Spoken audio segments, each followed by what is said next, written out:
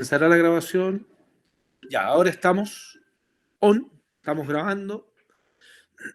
Así que avancemos un poco con lo que estábamos viendo. Les comentaba yo que en nuestro programa de estudio tenemos que visualizar algunas metodologías y técnicas para hacer estimaciones econométricas. Hasta ahora hemos visto lo que son los mínimos cuadrados ordinarios, sus propiedades. Nos falta ver la violación de los supuestos, que lo vamos a dejar para la segunda parte del curso. Pero por ahora estamos en una etapa de construcción de modelos siguiendo estas formas funcionales, dos formas funcionales, Cobb-Douglas y translogarítmica, y aplicadas fundamentalmente a la teoría de la producción. Por lo tanto, estamos construyendo funciones de producción, Cobb-Douglas y funciones de producción translogarítmica, y también empezamos con las funciones de costos, que ya hicimos correr, hicimos operar una función de costos Cobb-Douglas, y el día de ayer entonces estuvimos con una función de costos translogarítmica, un modelo bastante general, ¿cierto? Que es como este que está aquí. Si ustedes se fijan, este modelo tiene solamente un producto. Así que hemos estado aquí, hicimos la función de costos Cobb-Douglas, la analizamos y ahora estábamos entonces trabajando la función de costos translogarítmica. ¿En qué consiste una función de costos? ¿Cierto? Nosotros tenemos nuestro... acá, ¿no? Si nos fijamos en esto, ahí cagó. Nuestra función de costos, en el fondo, nos trata de representar el costo total en función de los precios de los insumos, ¿cierto? Va a haber un precio para cada insumo utilizado. En este caso, esto es muy simple, tiene un precio 1, un precio 2, y depende de la función de costos también de la cantidad producida, que en el fondo pasa a ser una cantidad dada. Fíjense que arriba tiene una barrita. Entonces, cualquier función de costos va a tener esta relación funcional. Y eso entonces es lo que nosotros hemos plasmado aquí en nuestro análisis teórico, ¿sí? Cuando hicimos la función de costos Cobb-Douglas, dijimos el costo está en función del precio del insumo 1, precio del insumo 2, precio del insumo 3 y cantidad producida.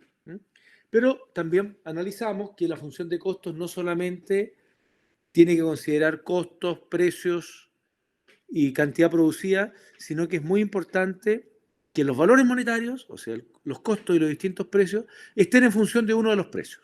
O sea, bajo esa perspectiva, a ese proceso lo hemos llamado homogeneización, y entonces se trata de que nuestra función de costos esté homogenizada. Ayer explicábamos que no es lo mismo estar homogenizado que estar actualizado por IPC o tener algún grado, algún tipo de corrección monetaria. Partimos de esa base que todos los valores monetarios están expresados o representados en una misma unidad de medida en algún momento del tiempo, sino de lo que se trata es que cada valor monetario se represente como una desviación de uno de los precios. Entonces fíjense que el costo está en función de W3, el W1 está en función de W3, el W2 en función de W3, y el homogenizar implica entonces que a lo menos uno de los precios se sacrifica para poder homogenizar el resto, y por lo tanto hay un parámetro que no vamos a poder estimar, que en este caso particular es el parámetro asociado al precio 3, que en este caso le hemos denominado beta 3, pero que después podemos recuperar vía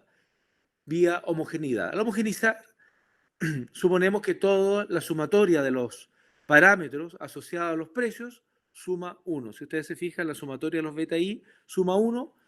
Por lo tanto, sabemos que beta 1 más beta 2 más beta 3 suma 1, y por lo tanto, si queremos recuperar beta 3, lo único que tenemos que hacer es despejar. Aquí dejamos beta 3 y beta 1 y beta 2 pasan restando. Y bajo esa perspectiva, entonces, podemos recuperar el parámetro, el parámetro asociado a la variable que utilizamos para homogeneizar.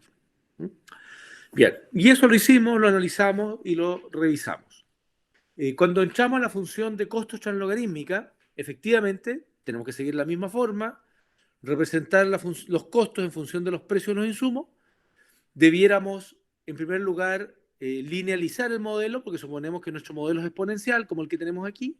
Por lo tanto, al linealizar podemos dejar un modelo estimable, ya que el modelo va a ser lineal en los parámetros, así que tenemos que linealizar, tenemos que homogeneizar, pero al ser una función translogarítmica, además lo que queremos es que cada uno de los parámetros de primer orden, o sea, cada uno de los parámetros asociados a los precios, en este caso los alfa 1, alfa 2, alfa 3, alfa 4, todos los alfa que haya, representen una elasticidad parcial.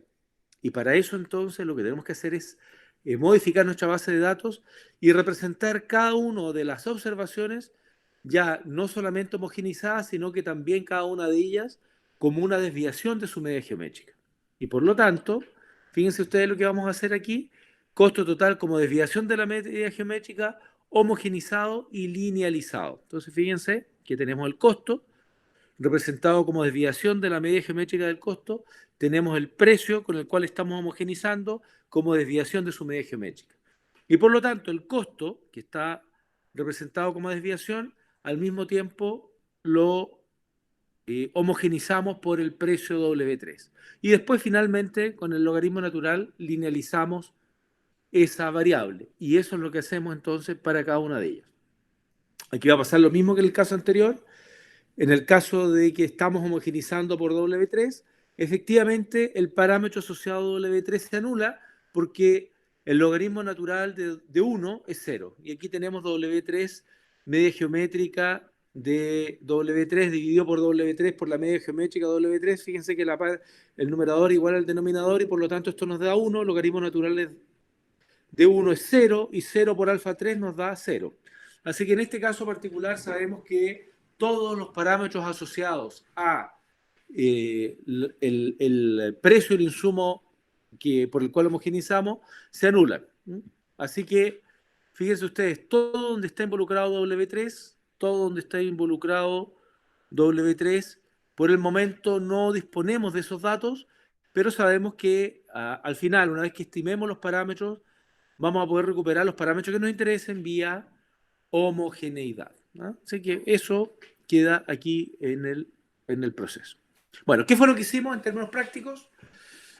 Seguimos este proceso, entonces obtuvimos los parámetros de primer orden, W1, W2, W3, fíjense que usamos una nomenclatura donde representamos W1, W2, W3, pero sabemos que cada uno de estos parámetros se presentó así para fines de simplificar la notación, pero en términos prácticos ese W13 minúscula representa el precio como desviación de su media geométrica y homogenizado. El precio 2 como desviación de su media geométrica y homogenizado y linealizado. Así que eso es lo que tenemos nosotros para cada uno de los precios. ¿Mm? Bueno, aquí nos faltó representar que de alguna manera también el Y, que yo lo puse aquí directo, ¿no? Aquí puse yo el Y también está representado eh, como desviación de su media geométrica y linealizado. Eso nos faltó representar. ¿Mm? Lo podríamos poner aquí mismo, ¿cierto? Entonces podemos reflejar aquí que el producto, este producto, lo digamos así mejor, este producto está representado como, como desviación de su media geométrica y linealizado. Linealizado. ¿Está homogenizado? La respuesta es no. ¿Por qué no? Porque lo único que homogenizamos son los valores monetarios. Y Y no es un valor monetario, sino que Y es una cantidad. Así que este no está claramente, vamos guardando, no está homogenizado. Entonces aquí vamos a representarlo como Y, vamos a representar así, vamos a copiar esto. Eh, eh, eh, eh, Vamos a copiar esto, uno de estos. Ahí, command copy. Ya, lo vamos a pegar aquí. Entonces vamos a representar esto como beta 1. Este es beta 1. beta 1 va a ser el logaritmo natural de, vamos a colocarle aquí un y grande, y1t, y1t, entonces esto va a ser, vamos a insertar aquí así, esto va a ser entonces y1t, 1t, y lo vamos a representar como desviación de su media geométrica.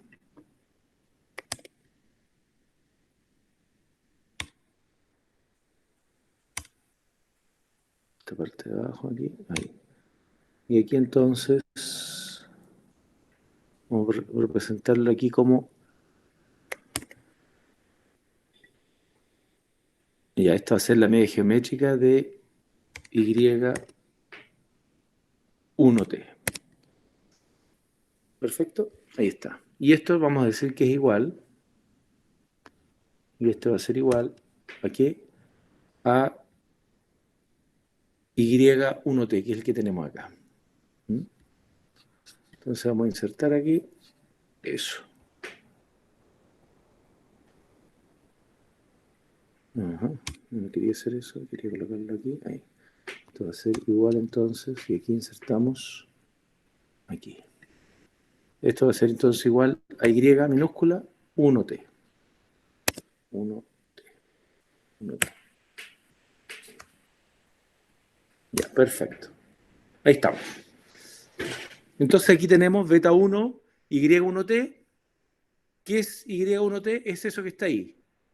Beta 1, logaritmo natural de y1t como desviación de su media geométrica, o sea, está como desviación de su media geométrica y linealizado, y no está homogenizado porque es una cantidad. Y finalmente, entonces tenemos ese parámetro a estimar beta 1 y el beta 1,1 que va a ser el 1 medio de beta 1,1 y1t al cuadrado. Ahora sí estaríamos bien ahí. Espérenme un segundito. Voy a cerrar las cortinas. No sé si se dan cuenta que...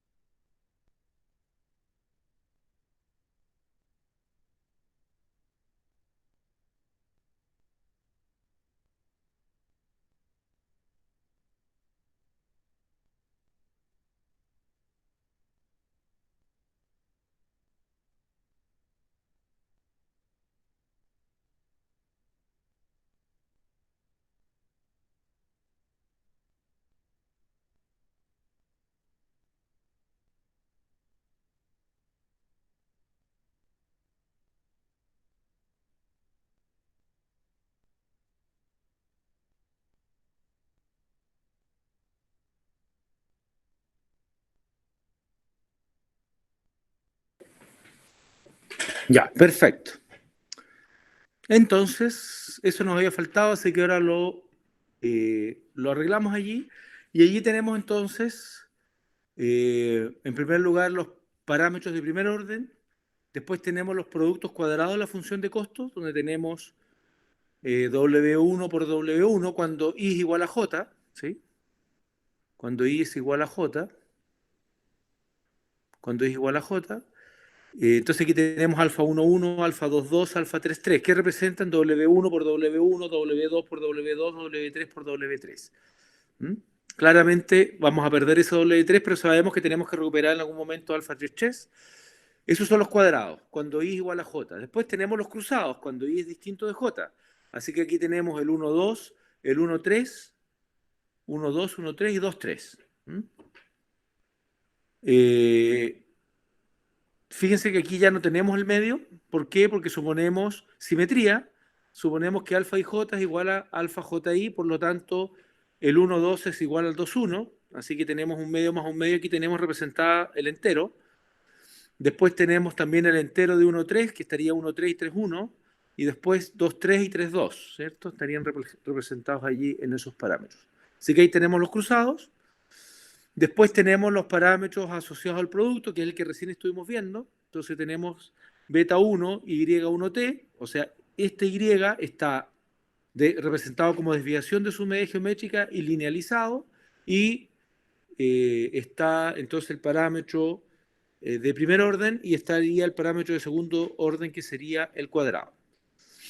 Después, ¿qué nos toca? Nos queda ver... bueno, aquí también podríamos tener combinados, si es que tuviésemos más de un producto. Aquí tenemos uno nomás. Pero supongamos que tenemos producto 1 y producto 2. Tendríamos beta 1 de Y1, beta 2 de Y2. Después tendríamos beta 1, 1, que sería Y1 al cuadrado, beta 2, 2, que sería Y2 al cuadrado, y después tendríamos el combinado, Y1 con Y2. Entonces ahí tendríamos un beta 1, 2. En este caso no es así, pero eso lo vamos a ver más adelante cuando desarrollemos esta misma función translogarítmica, pero con el caso de más de un producto. Aquí pusimos un precio y un producto, o sea, 3 precios y un producto. Eso lo vamos a subrayar. Un producto, ¿cierto? Un producto. Ahí. Y 3 precios. ¿Mm? Así que también tenemos el caso entonces en que tenemos más de un producto. Después tenemos que ver la interacción entre precios con cantidades, ¿cierto? Entonces tenemos, como tenemos un producto, vamos a tener W1 por Y1, W2 por Y1 y W3 por Y1. ¿Sí? Entonces estas serían combinados, cuando combinamos precios con productos. Y después tenemos parámetros asociados con el precio y el tiempo. Entonces aquí tenemos W1 tiempo, W2 tiempo, W3 tiempo, ¿cierto? Entonces lo tenemos como deltas. Y después una interacción del producto con el tiempo, que en este caso, como hay un solo producto, es solamente una interacción. Tenemos un Φ1, pero si tuviésemos dos productos tendríamos Φ1, Y1, Φ2 con Y2, ¿sí? Si ese fuese el caso. Y parámetros asociados con el tiempo y los errores, que son el lambda 1t, el lambda 11 t cuadrado y los dos errores, ¿cierto? Un error que es aleatorio, el b y t, y un error que representa en este caso algún nivel de ineficiencia. Si es que queremos verlo en ese contexto, también podríamos decir es un solo error, como uno quisiese visualizarlo, ¿no? Se analizan cosas distintas, por supuesto. Ya, ahí tenemos entonces el modelo de la función de costos translogarítmica, que fue el que nos dedicamos a hacer ayer. Estuvimos toda la clase desarrollándola. Yo espero que me hayan seguido. En general no es tan complicado, tampoco es tan simple, pero si ustedes se fijan, nosotros el modelo tenemos que construirlo. No es que el modelo venga dado, no lo trae el software, ningún software trae un modelo. Entonces somos nosotros que por fuera construimos el modelo teóricamente y después lo desarrollamos en Excel o lo desarrollamos programándolo como nosotros queramos. ¿Ah? Yo no sé si hasta ahora hay consulta. ¿Está claro? ¿Hay dudas de cómo funciona esto? ¿Sí? ¿Está todo claro? ¿Nadie tiene dudas? Bueno, sigamos. Hagamos correr el modelo ahora. Lo llevamos al Excel. Entonces, esto mismo que hicimos acá, lo vamos a representar en Excel. ¿Qué es lo que vamos a hacer? Esto que está aquí. Vamos a tomar el costo, lo vamos a dividir por su medida geométrica. Vamos a tomar el W3, lo vamos a dividir por su medida geométrica. Después vamos a calcular el logaritmo natural de toda esa relación. Vamos a tomar W1, lo vamos a dividir por su medida geométrica, W3, y después el logaritmo de todo eso, y así sucesivamente. Este término obviamente lo vamos a anular porque no lo vamos a poder calcular, ya lo utilizamos para homogeneizar, así que no va a estar presente ni aquí, no va a estar presente ni aquí, no va a estar presente ninguna de estas, así que ayer calculamos los parámetros que son 14. ¿Mm?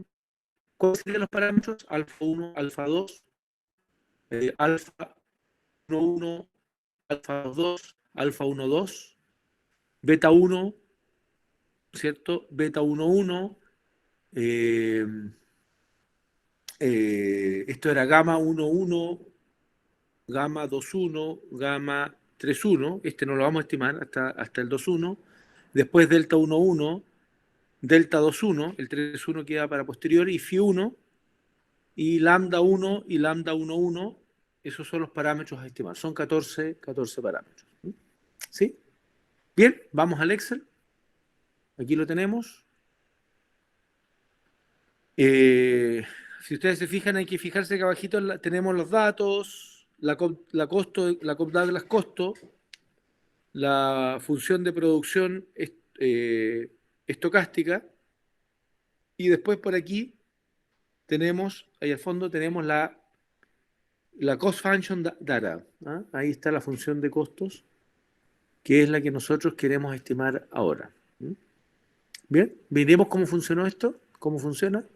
La base de datos es la misma. Agrandemos un poquito esto. Ahí. La base de datos es la misma. Nosotros tenemos, ¿se ve bien? ¿Se ve bien? ¿Sí? ¿Me están siguiendo? ¿Lo logran ver? ¿Sí? Perfecto. Ya, perfecto, se ve bien. Ya, entonces fíjense que para construir la función de costo necesitamos costo total, precio del insumo 1, precio del insumo 2, precio del insumo 3 y la cantidad de output. Esos son, en el fondo, la información, los datos que necesitamos para construir nuestro modelo, nuestra función de costos. ¿Qué es lo primero que tenemos que hacer? Fíjense ustedes, calcular las medias geométricas, así que nos vamos hasta el final de esto. Y aquí tenemos calculadas las medias geométricas. Si ustedes se fijan, ahí está la función media punto geométrica, ahí está la media geométrica. Necesitamos la media geométrica del precio del insumo 1, la media geométrica del precio del insumo 2, la media geométrica del precio del insumo 3, ahí están, ¿cierto? Tenemos el output, ¿cierto? Y también tenemos acá abajo su media geométrica. Ahí está la media geométrica del output. ¿De acuerdo? ¿Qué es lo que vamos a hacer con el costo? Lo que dijimos acá. Vamos a tomar el costo, lo vamos a dividir por su media geométrica. Ese resultado después lo vamos a dividir por la media geométrica, lo vamos a dividir lo vamos a homogenizar, o sea, vamos a tomar el precio 3 y el precio 3 también lo vamos a dividir por su media geométrica. Así que eso es lo que nosotros tenemos acá. Si nos fijamos acá, aplicamos la propiedad, ¿no? Que el logaritmo natural de A sobre B es logaritmo natural de A menos logaritmo natural de B, y aquí hicimos lo mismo. El logaritmo natural de la parte superior va a ser lo mismo que ese logaritmo natural menos el logaritmo natural de la parte de abajo. Así que, si ustedes se fijan aquí lo tenemos calculado. Costo total, ¿cierto? Que sería C6 dividido por C107, que es la media geométrica del costo. Después tenemos el precio 3, el other, el precio, ¿no? Este es precio del 3, que es others. Y aquí tenemos entonces F6 dividido F107, ¿cierto? Que viene a ser la media geométrica, si ustedes se fijan, la geometric mean de F107. Así que en el fondo, este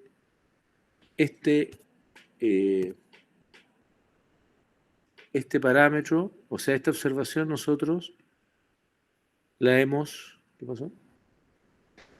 Acá.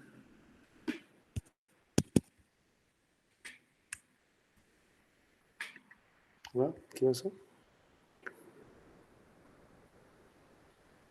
Me corrí. Ya, estamos acá. Ahí estamos. Ya, ahí sí. Ahí estamos. Ya, entonces esto lo hemos hecho para cada una de las observaciones. Si ustedes se fijan, lo mismo está hecho para cada observación. Cada observación como desviación de su media geométrica y después homogenizado por W3 y después linealizado. Cada observación. ¿De acuerdo? Después lo hacemos para cada precio. Ahí tenemos ese precio. Ese precio está como desviación de su media geométrica. Si ustedes se fijan, D6 dividido D107, que es la media geométrica de ese, y después homogenizado por others, que al mismo tiempo también está dividida por su media geométrica y está linealizado. Así que cada variable está representada como desviación de su media, cada observación en realidad, fíjense, cada observación. Bien, entonces aquí trabajamos con los que son de primer orden, capital, trabajo, outputs. Si ustedes se fijan, esos son los que hicimos, lo mismo que hicimos allá, y después los representamos. Dijimos, queremos calcular capital por capital, un medio de capital por capital. Bueno, está más fácil, aquí simple y sencillamente multiplicamos ese capital por sí mismo y lo multiplicamos, o sea, por un medio. ¿sí? O dividimos por 2. ¿Ah? Entonces, si ustedes se fijan, allí está representado. ¿Mm? Por lo tanto, ahí construimos esta variable, porque al final esto que está acá no existe, esto es una construcción teórica, ¿no? Los datos que tenemos son estos, son costos, precio del capital, precio del trabajo y cantidad de output. Esa es la única base de datos que tenemos. Todo el resto es construido. Esto lo construimos nosotros, capital, capital por trabajo, capital por otros, capital por tiempo. Todo eso es construido. Después tenemos trabajo por un medio, trabajo por otros, trabajo por tiempo, 8 por 8 al cuadrado, otros tiempo y tiempo al cuadrado. Son las 14 variables que nosotros vamos a estimar. Aquí el tiempo lo hicimos exactamente igual. En el tiempo lo que calculamos fue el año, ¿no? Aquí, el año, y le calculamos el promedio. ¿Dónde está aquí? Ahí está. El año y le calculamos el promedio. En este caso la media geométrica que dio 3 también. Ya, y después lo que representamos esto como una desviación, ¿cierto? B6 menos 3, que en el fondo, si ustedes se fijan, es simétrico, menos 2, menos 2, menos 2, 1, menos 1, 0, y después pasa a ser 1, 2 y 3. Se comporta de esa manera. Y todas las otras variables que construimos. ¿Qué hacemos después de esto? Procedemos a estimar el modelo, a estimarlo. Y después tenemos que analizar qué tan relevante es cada una de las variables. ¿Cómo las estimamos? Haciendo en este caso un modelo de regresión simple. Vamos a irnos aquí a herramientas, análisis de datos, regresión, aceptar. Ya, ¿cuál va a ser nuestra variable dependiente? Nuestra variable dependiente es el costo. De aquí, ¿no? Hasta abajo. Ahí está. Esa es la variable dependiente, costo. ¿Cuáles son las variables explicativas? Las 14 variables que tenemos aquí. Teníamos costo, o sea, sería capital, hasta ahí. Y hacia abajo. Perfecto. Ahí están, ¿no? Tenemos ahí todas nuestras variables explicativas y buscamos un lugar donde sacarlo, donde sacar nuestro resultado. Lo vamos a pegar aquí encima de lo que hay acá. A ver si nos da lo mismo. Ya. Vamos a ver. Ya. ¿Ya? Ahí. Ahí. Y después de eso hacemos correr el modelo.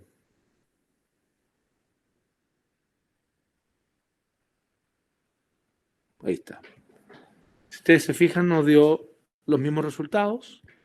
Lo único distinto que hice yo aquí fue pegar, en realidad no hice nada muy particular, solamente tomé esa variable y la transpuse acá, ¿no? Hice algo así como esto. Hice algo así como esto. Las 14 variables ahí están. Hice edición, copiar. Ahí está para copiar. Y después las pegué acá al ladito, ¿no? Edición, pegado especial. Y puse transponer. ¿Dónde está transponer aquí? Y los valores. Ahí, valores. Ahí. Y se pegó a eso. Capital, trabajo, output, time. Entonces ahí yo sé que las 14 variables representan algo en particular. Ahí tenemos la variable asociada al precio del capital, al precio del trabajo, pero después esta variable X3 está asociada a la cantidad de producida. Está la variable tiempo, capital al cuadrado, capital por trabajo, capital por otros, capital por tiempo, trabajo por trabajo, trabajo por otros, trabajo por tiempo, otros por otros, ¿cierto? Un medio, y otros por tiempo y tiempo al cuadrado, que son las mismas variables que tenemos aquí. Si ustedes se fijan, son exactamente las mismas, ¿no? Tiempo, tiempo al cuadrado, aquí tenemos trabajo por tiempo, o sea, producto por tiempo, que es exactamente lo mismo que tenemos acá.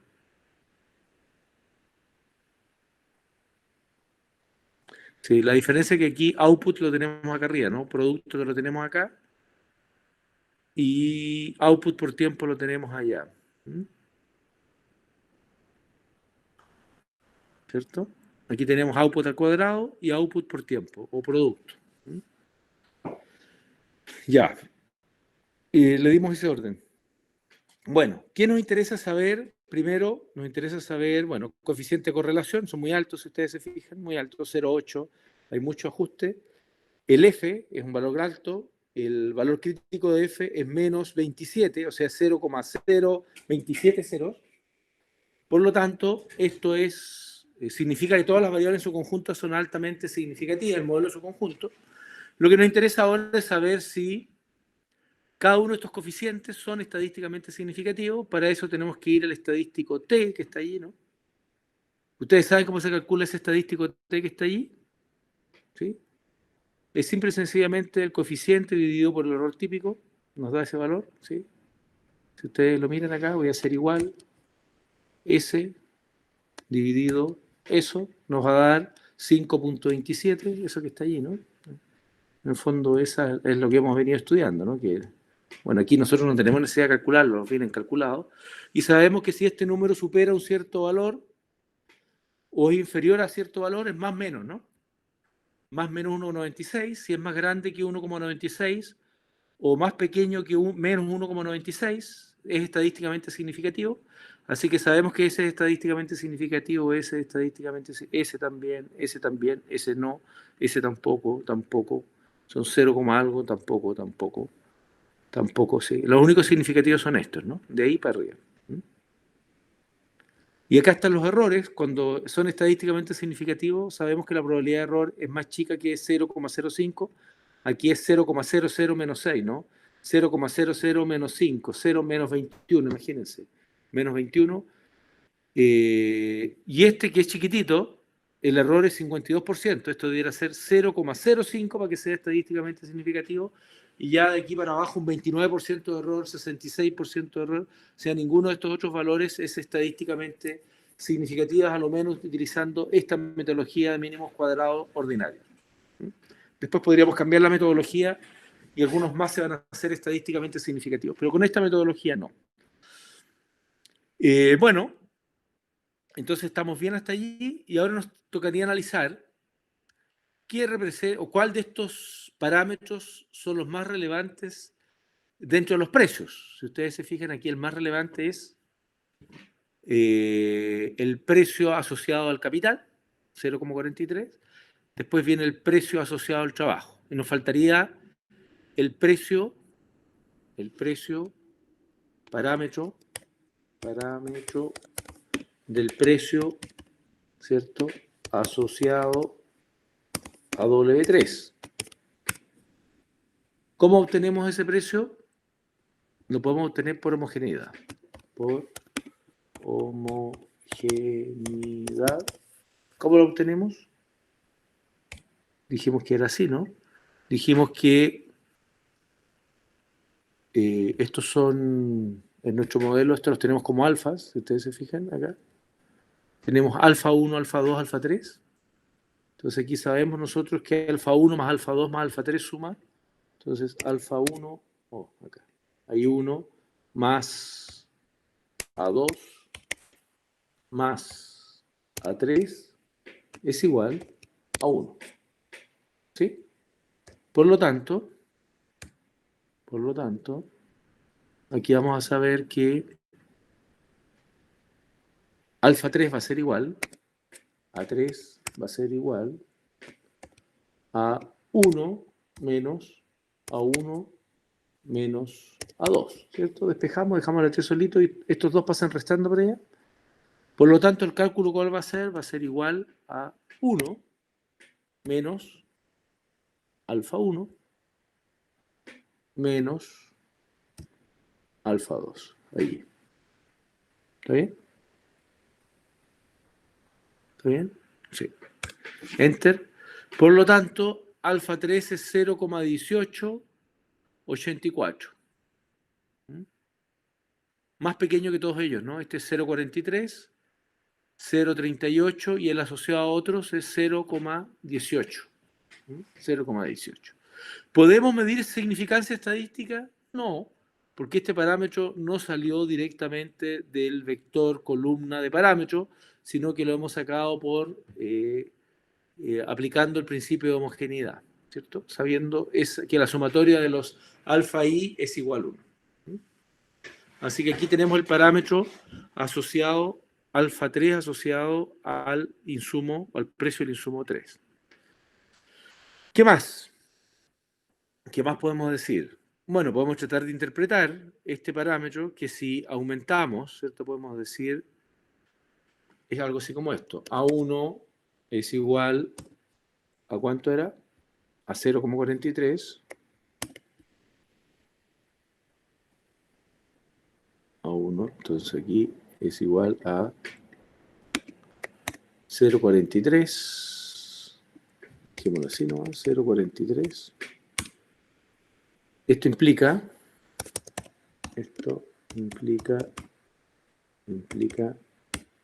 que si se aumenta el precio del insumo W1 en un 1%, el costo se va a incrementar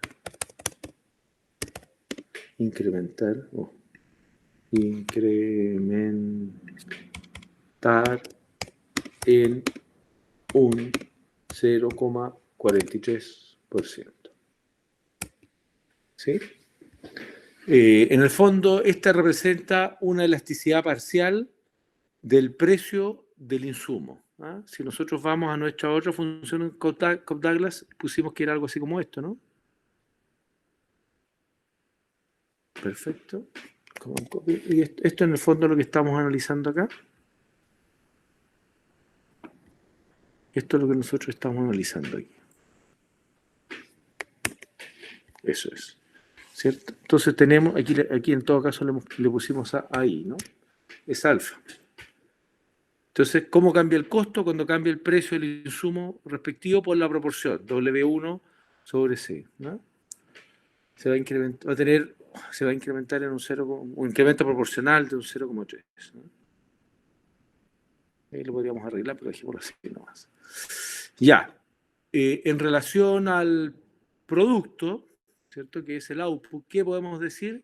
Que si aumentamos el producto en un 1%, el costo es 4%. Eso sí es muy potente porque yo les explicaba que el más caro probablemente sea una de las cosas caras sea normalmente o implique mucho costo, sea producir más.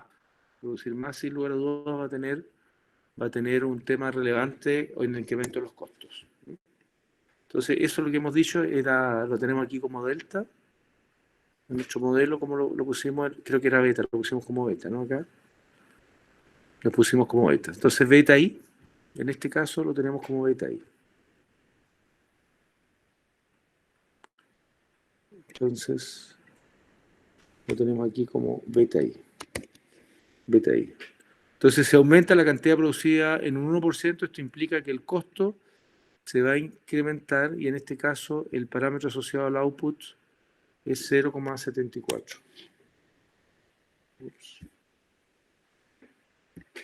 Ya, aquí. Entonces esto es igual.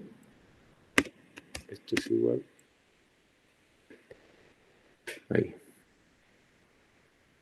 0,743, dijémoslo así. Aproximémoslo. Ahí. Si aumenta entonces la cantidad de producción, esto implica que el costo se incrementará en un 0,74 acá. 0,743. Perfecto.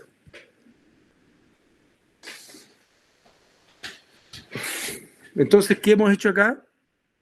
Hemos revisado que los parámetros estadísticamente significativos son los parámetros que tienen un t mayor que un cierto número o una probabilidad de error inferior al 5%. Cualquiera de los dos análisis es válido. En este caso específico tenemos que es estadísticamente significativo hasta la variable tiempo. De ahí para abajo todo el resto de las variables no son estadísticamente significativas. ¿Mm? Eso es lo que nosotros estamos aquí analizando. Bueno, la pregunta que uno se hará entonces, si no son estadísticamente significativas, ¿para qué lo calculamos? Bueno, lo que pasa es que con esta metodología no nos está dando estadísticamente significativa, pero cuando uno estima normalmente una frontera de producción, que no es una función de producción, lo que ocurre es que uno encuentra algunos parámetros estadísticamente significativos. Entonces, lo que nos interesa analizar cuando construimos el resto de los parámetros es la interacción que se produce entre las variables. Entonces, lo concreto, por ejemplo, dentro de las cosas que nos interesa, ¿por qué la pregunta 1 dice vamos a elevar al cuadrado estos números, estas variables?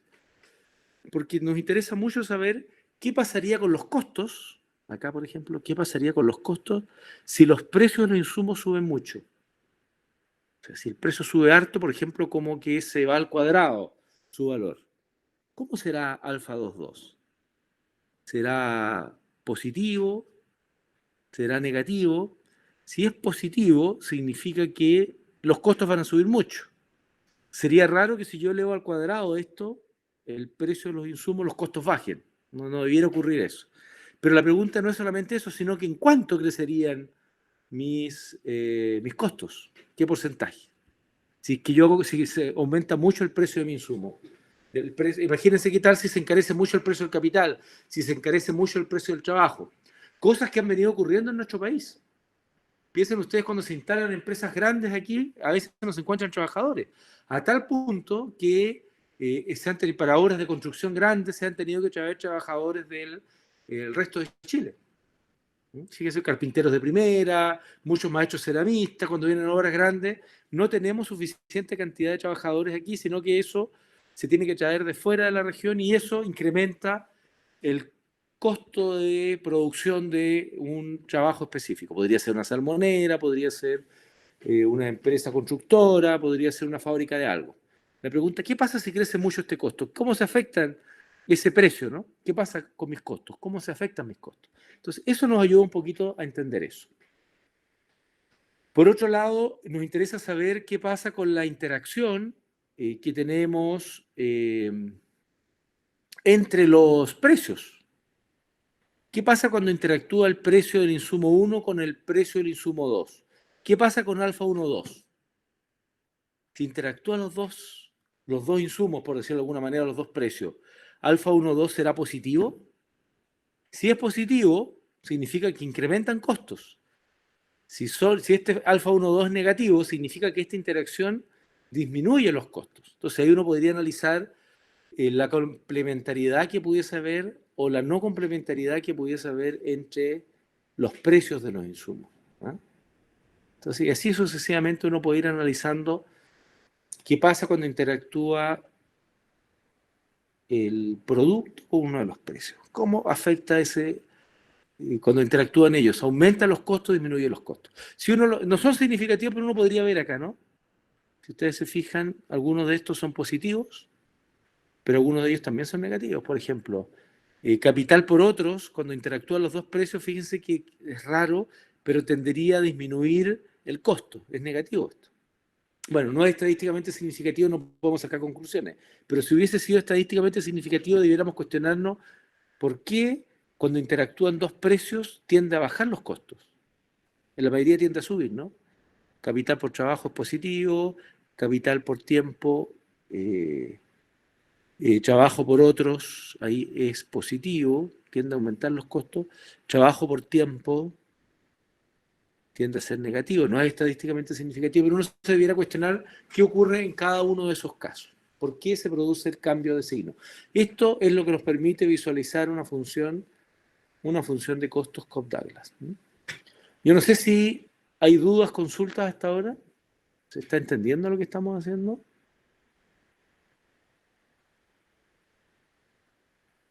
¿Se entiende lo que estamos haciendo? ¿Consultas, dudas?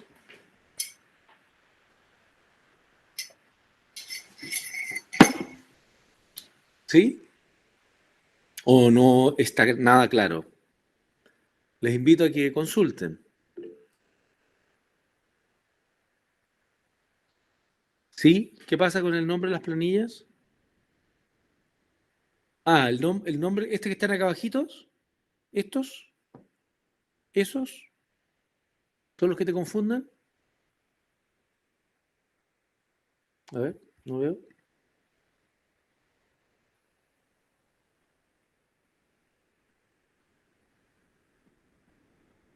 Ah, tú dices porque la función de costos con Douglas, sí, podríamos colocarle. No, no hay problema en eso. Yo en realidad dejé, podría ser costos acá nomás. Colocarle, le puse cost para ahorrar un poquito, pero en realidad este que está acá le puse CD, producción, costo, lo podríamos arreglar acá, colocarle costos, ahí, costos con Douglas. Eh, Aquí, esta que está acá es una función de producción, esta es una translog, ¿sí? Entonces aquí le podríamos colocar translog, producción, podríamos colocarle así, prod, translog.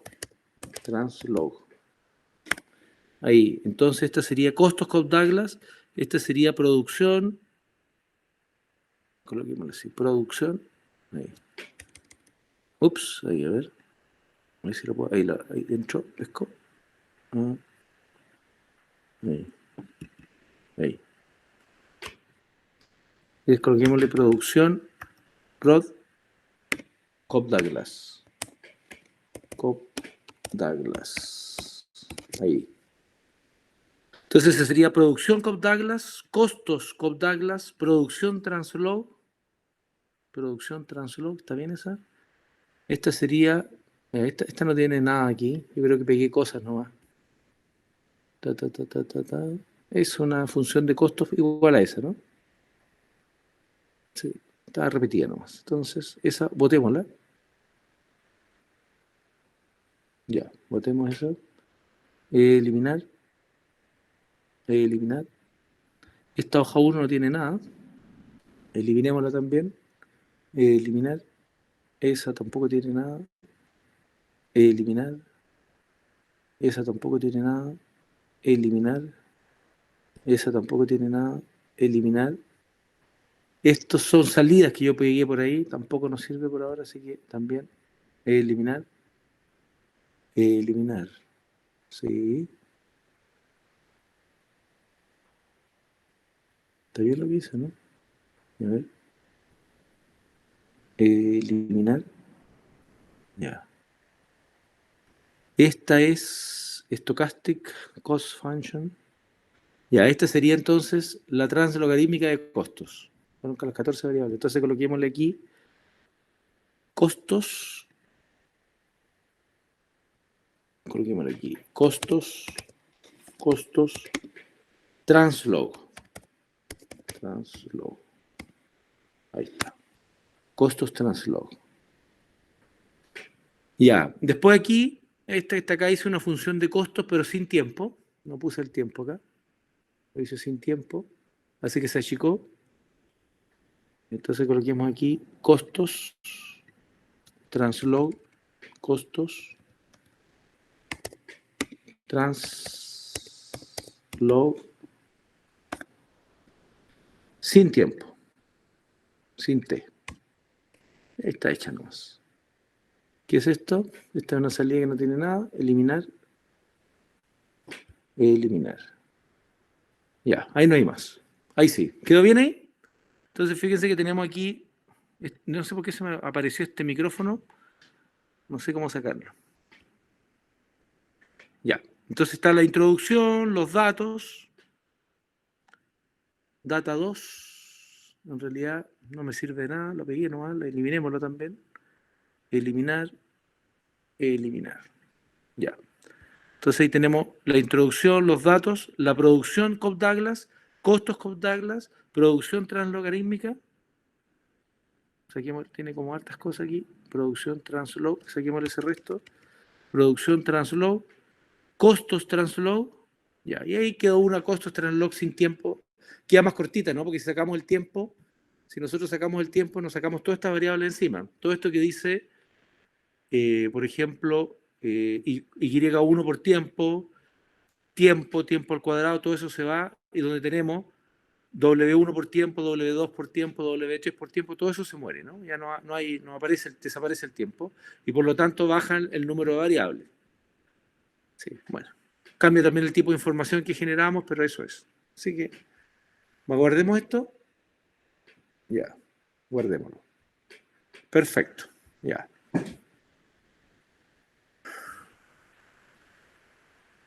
Ahí sí, ¿se entendió? ¿Quedó más ordenadito? Perfecto. Ya, ¿qué otra cosa? Ya, podríamos hacer correr estas funciones las de costo, no las hemos hecho correr ¿cómo se llama? En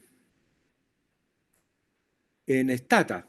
Podríamos hacerlo tal vez la otra semana, si les parece. Las tomamos y las hacemos correr en Stata. Tenemos que programarlas. Me gustaría ahora que viésemos algo. Yo les hablé que había algo que se parece a eh, funciones de producción y les hablé de fronteras de producción. Y no les he explicado nada de eso. Entonces me gustaría que pudiésemos ver un poquito de eso. ¿Cuál es la diferencia entre una frontera y una función? ¿Mm? Entre una frontera y una función.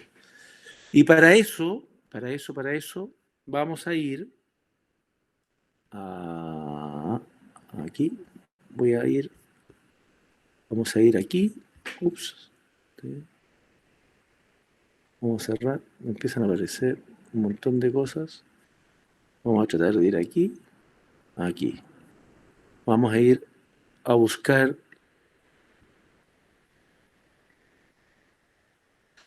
Antes era más fácil porque yo se los pasaba en un pendrive y les subía, ustedes copiaban todo el curso completo. Ahora en realidad se los tengo que ir subiendo por parte. Así que vamos a buscar aquí análisis econométrico, general, acá, ya. Entonces, vamos a ir aquí donde dice producción. El archivo de producción, ¿dónde está? Acá arriba.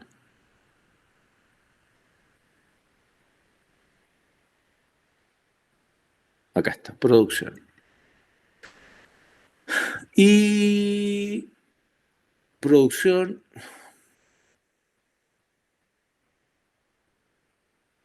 Acá.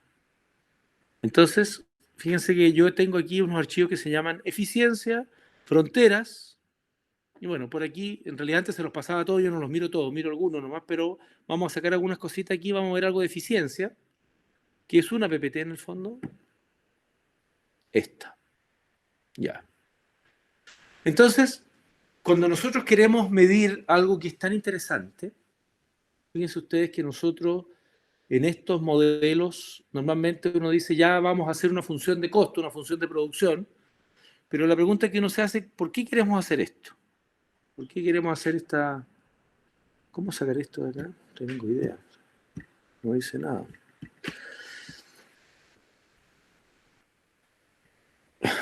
Entonces, aquí aparecen algunas definiciones que yo creo que siempre es bueno tenerlas claras, porque esto se habla mucho, ¿no? Mucha gente habla de lo que es producción, productividad, eficiencia, y yo no sé si todos entendemos lo mismo. Y yo creo que no, porque no tendríamos por qué entender lo mismo porque tenemos diferentes formaciones. Entonces, pero para nosotros, mirando un poco lo que sería la teoría de la producción, yo puse aquí algunas definiciones. Vamos a hablar de productividad parcial. Aquí le puse el ratio, podría ser razón, ¿no? Cuando pensamos en productividad parcial, siempre cuando uno habla de productividad uno tiene que pensar en el producto. Y cuando uno piensa en producto, uno dice, ¿cómo hago el producto? Y lo hago con insumos. Entonces la productividad parcial va a ser la razón del producto que se genera sobre un insumo o un grupo de insumos, ¿cierto? Entonces, aquí fíjense, cuando yo miro la productividad parcial, voy a mirar producto sobre inputs, ¿cierto? Output sobre inputs. Eso va a ser, ¿no? ¿Cuánto produzco en función de lo que yo utilicé? Entonces este es un indicador bien interesante porque siempre va a haber un grado de productividad, ¿cierto? ¿Cuándo mejora la productividad? Cuando hay más productos con menos insumos, ¿cierto? O mantengo contacto en mi producto y utilizo cada vez menos insumos, la razón va a aumentar y por lo tanto la productividad más alta. Siempre uno trata de buscar eso, ¿no? Si con el mismo insumo puedo generar más producto o dado el producto constante utilizo menos insumos, que en el fondo es lo mismo, ¿no? Así que en el fondo cuando uno piensa en productividad parcial, uno está pensando en eso, producto sobre insumo o output sobre inputs, ¿no? Pero hay un término que se ocupa mucho en economía, pero no es igual que en lo nuestro, pero en macroeconomía se habla de la productividad total del factor o la productividad total de los factores. Y este es un índice, ¿cierto? Es un índice de productos y un índice de insumos. Entonces aquí fíjense que lo que nos interesa es conocer el índice de todo lo que producimos sobre el índice de todos los insumos, que no es lo mismo que la productividad parcial. Estamos viendo el producto dado un insumo, aquí es todos los productos sobre un índice de los insumos que utilizamos. Eso se llama productividad total del factor o total factor productivity. ¿Mm? También se le dice así en inglés, total factor productivity, productividad total del factor. Ya, esos son dos conceptos importantes. Y aquí aparece entonces el concepto de frontera de producción. Frontera de producción. Fíjense que cuando uno piensa en frontera aparece también el concepto de eficiencia técnica. Aquí incorporamos el concepto de conjunto de posibilidades de producción y después aparece el concepto de cambio técnico. Son conceptos muy interesantes. Bueno, una frontera va a definir la relación entre los insumos y los productos, una relación entre insumos y productos. La eficiencia técnica se va a referir a las firmas de la industria que operan en la frontera, o sea, las empresas que están sobre una frontera específica van a tener eficiencia técnica y conjunto de posibilidades de producción va a ser el conjunto y combinación de todos los insumos y productos que son factibles de producir y el cambio técnico van a ser cambios en la productividad debido a saltos en la frontera de producción. Gráficamente yo lo representé así. Fíjense ustedes que aquí hay una frontera de producción que sería OF, esta sería la frontera. Y lo interesante de una frontera, o el concepto de frontera, cuando uno piensa en la frontera con Argentina, es que es un límite en en el cual yo no puedo salirme, ¿no? O sea, la frontera como que me da todo lo que le corresponde a nuestro territorio. Fuera de ese lugar ya no es nuestro, no está dentro de nuestros campos. Por lo tanto, cuando uno piensa en la frontera de producción, son todas las posibilidades que yo tengo de producir. Fuera de este punto ya son puntos imposibles. ¿No? Son puntos imposibles. Entonces, esto me define a mí los límites que yo puedo alcanzar dada la tecnología que tengo disponible. Entonces, OF es mi frontera. Fíjese que no es mi función, no es mi función, es mi frontera. Entonces, por lo tanto, fíjense que la eficiencia técnica máxima la vamos a tener en el punto B, o sea, estos ciudadanos utilizaron todo lo que tenían disponible y están produciendo al límite de sus capacidades. Eso está en la frontera. El punto C también está en la frontera, ¿cierto? Pero el punto A, fíjense ustedes que no está en la frontera. Está en un punto al interior de la frontera. Entonces uno empieza a mirar aquí y dice, hay un grupo de empresas, si ustedes fuesen empresa, que están efectivamente en la frontera produciendo todo lo que pueden, dados los insumos que tienen. Fíjense que aquí tenemos productos y aquí tenemos insumos. Entonces hay dos empresas que están en la frontera y hay una que no está en la frontera. Entonces, al no estar en la frontera significa que no estoy utilizando todo mi potencial. Por lo tanto, tengo niveles de ineficiencia. O sea, yo podría empezar a medir y decir, hay una empresa que tiene niveles de ineficiencia. Y otras que no, que utilizan todo lo que pueden o toda la capacidad técnica que tienen disponible. Medir la ineficiencia es un tema muy interesante, ¿cierto? Fíjense que aquí estoy hablando de eficiencia técnica. Hay algunos que son 100% eficientes y otros que no son tan eficientes. Si yo pudiese pensar en la eficiencia técnica de estas empresas que no tienen el 100% de eficiencia, fíjense ustedes que yo podría finalmente poder decirle, oiga, usted puede mejorar. Si usted no es 100% eficiente, puede mejorar. De repente uno no sabe. Y la pregunta, ¿seremos 100% eficientes en esta clase? Tal vez hay cosas que podemos mejorar. Entonces, si uno supiese eso, trataríamos de hacerlo.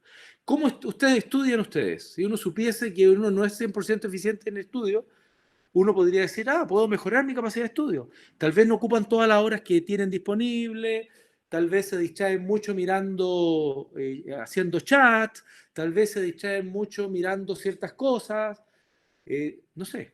Y uno podría preguntarse, bueno, ¿qué pasaría si no hago eso? Bueno, ¿cómo uno define los elementos que generan eficiencia? Entonces, aquí lo que uno trata de hacer es comparar grupos de empresas que son de sectores y trata de medir qué tan eficientes pueden ser o qué tan ineficientes son. Y aquí aparece el concepto de cambio técnico. Fíjense ustedes que, claro, efectivamente, aquí tengo mi frontera original, que podría haber sido esta que está acá. Esta la dibujé con, Excel, con Word, así que no me quedaron muy bien. Hice una raya para allá y la otra las pegué. Ahí está, se nota que están pegadas, no quedaron muy bien. Pero trato de representar que esta es una frontera que está dada por un nivel de tecnología. Cuando se produce un salto en la tecnología, fíjense ustedes que mi frontera se agranda. Y eso es un tema interesante porque el cambio técnico a mí me dice que yo ya no dispongo de la misma tecnología. Tal vez, imagínense, yo tenía una máquina para hacer las cosas, tenía un tractor chico y me compro un tractor más grande si soy persona del campo. Tener un tractor más grande me da otra capacidad tecnológica, otra frontera de posibilidades de producción. Por lo tanto, si uno piensa, esta empresa que está en el punto A, fíjense que dado este nivel de insumo, esta empresa produce en A, pero en realidad, y este es el nivel de producto que tiene, en realidad esta misma empresa podría producir en B y tendría un nivel de producción más alta. Entonces, la distancia entre A y B pasaría a ser su ineficiencia. Pero si a esta misma empresa le cambiamos la función de producción y está el A está aquí abajito, tendría mucho más nivel de ineficiencia porque ahora dispone de otra tecnología, por decirlo de alguna manera. Entonces, por eso es que hay que diferenciar entre eficiencia técnica y cambio técnico. Bueno, aquí vienen algunos conceptos interesantes, que es cómo medir la eficiencia, que es un tema, y aparecen aquí un autor interesante, que es el señor Farrell, que en el año 57 propone que efectivamente la eficiencia se podría desagregar en dos componentes, eficiencia técnica y eficiencia asignativa. ¿Qué es la eficiencia técnica? Bueno, se refiere a que cada empresa tendría una habilidad para obtener el máximo nivel de producto dado un nivel de insumo.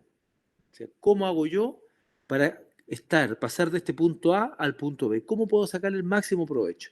Esta sería la eficiencia técnica. La eficiencia que yo tengo es de aquí hasta aquí.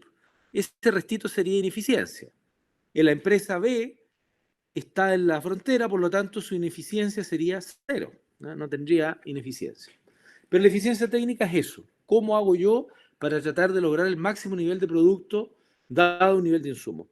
Y tenemos por otro lado la eficiencia asignativa, que es la habilidad que refleja o que tiene una empresa para usar los insumos en las proporciones óptimas. Y aquí ya se incorpora un nivel de precios y un nivel de tecnología en la producción. Entonces, la eficiencia técnica solamente lo vemos con las fronteras, cantidades producidas, cantidades de insumos, y en la eficiencia asignativa ya tenemos que entrar a mirar el nivel de precios que se tiene y la cantidad de tecnología. Si uno suma la eficiencia técnica más la eficiencia asignativa, o las combina, va a lograr lo que se conoce como eficiencia económica total. Eficiencia económica total. Y aquí yo tengo representado algunas formas de cómo uno representa estas eficiencias, que no es del caso que la veamos ahora. Lo que sí es interesante, que cuando uno piensa en la eficiencia técnica, que es lo que deseamos, la habilidad para producir la máxima cantidad de producto con una dotación de recursos y un nivel tecnológico, yo puedo mejorar mi nivel de eficiencia mejorando la información y la capacidad de gestión. Fíjense que para mejorar la eficiencia técnica, yo no tengo que comprar máquinas nuevas. Lo que tengo que hacer es informarme, mejorar mi capacidad de gestión y yo puedo entonces mejorar mi eficiencia técnica. Por lo tanto, en casos como este, si yo pudiese medir muchas empresas y yo veo que algunas son más eficientes que otras, lo que debiéramos hacer es ir a mirar esas empresas. ¿Qué hacen ustedes? ¿Cómo lo hacen? Y entonces, con esa información, ayudar al que está en niveles de eficiencia más baja. ¿Ah? Decirle, mira, en realidad la empresa que lo hace mejor lo hace, tiene este proceso productivo, ordena a su gente de esta manera y bajo esa perspectiva entonces tú también podrías ser más eficiente. Por eso es que la eficiencia técnica tiene mucho que ver con lo que hacemos nosotros en nuestras empresas. Tiene mucho que ver con nuestra capacidad para generar información y mejorar la gestión que tienen nuestras organizaciones. Por eso que es interesante hacer la eficiencia técnica. Esto se conoce como benchmarking. Benchmarking. Por lo tanto, nosotros lo que hacemos es construir un modelo econométrico y hacer un ranking de las organizaciones o de las empresas. Después la idea sería mirar cuáles son las más eficientes y mirar qué es lo que hacen bien y esa eficiencia traspasársela o esas buenas prácticas, que así se conoce hoy día como buenas prácticas, traspasarla a las organizaciones que no lo hacen tan bien o que son más ineficientes. ¿Mm? Ya, eso sería bajo esta perspectiva.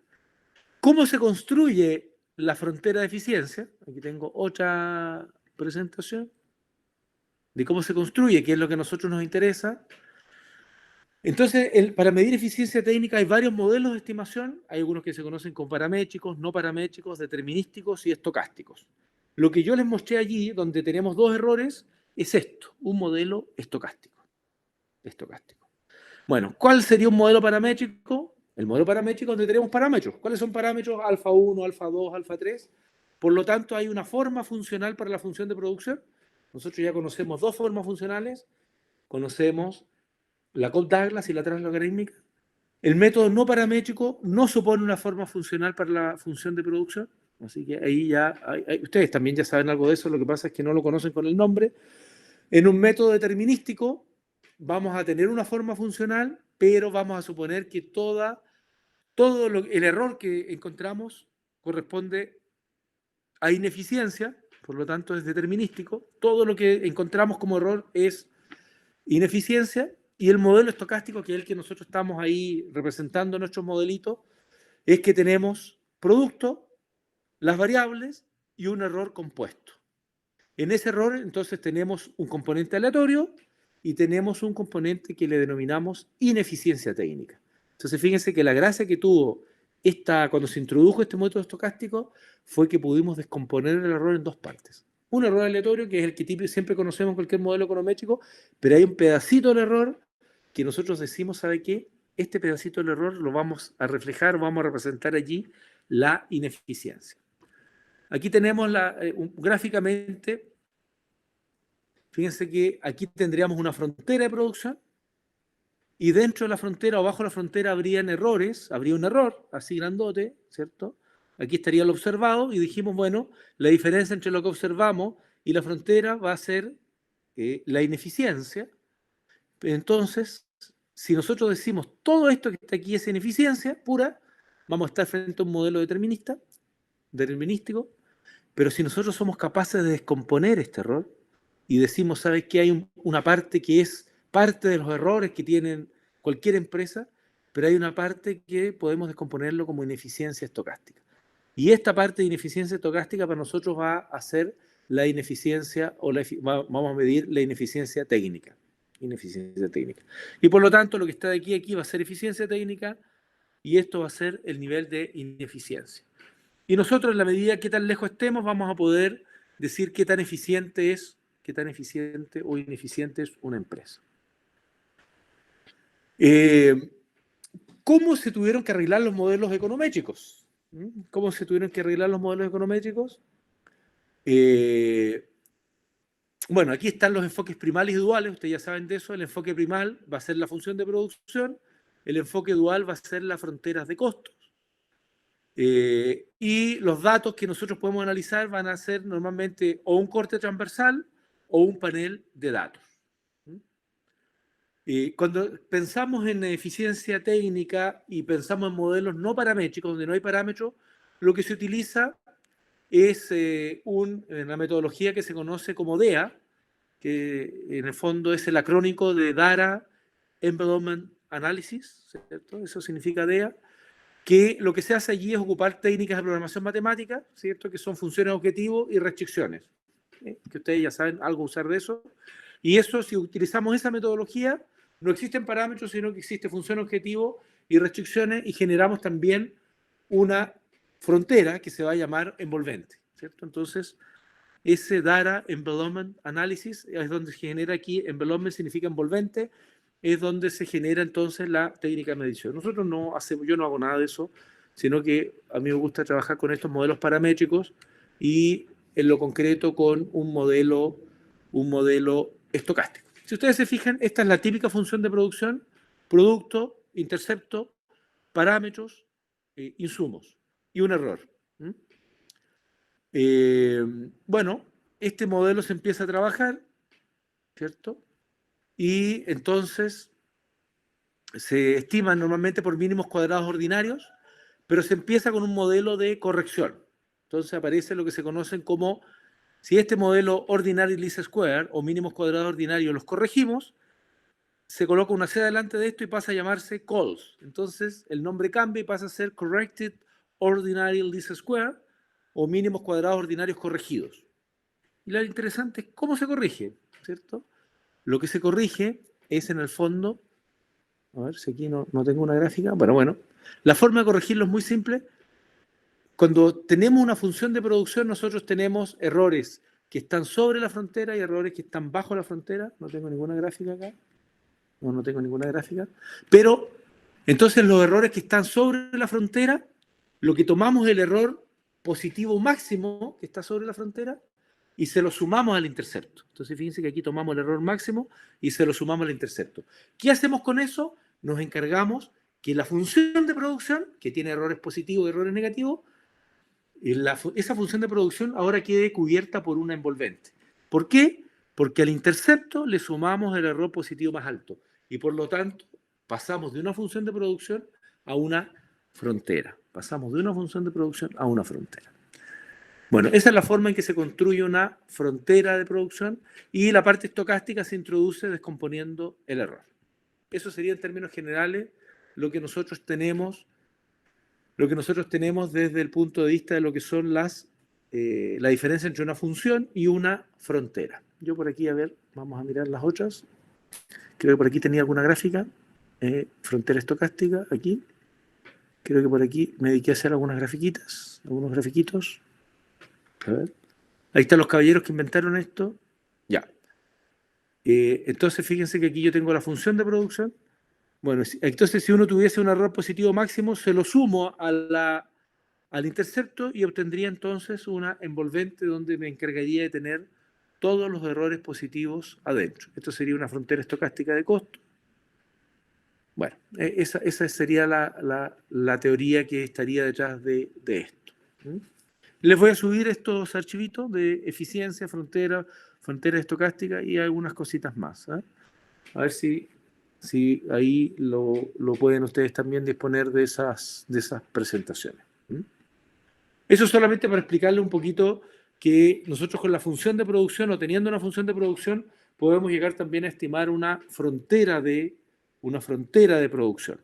¿Qué hace la frontera? Se preocupa de que la función quede cubierta por la frontera, o sea, no haya ni un valor, ningún error que esté fuera de la frontera.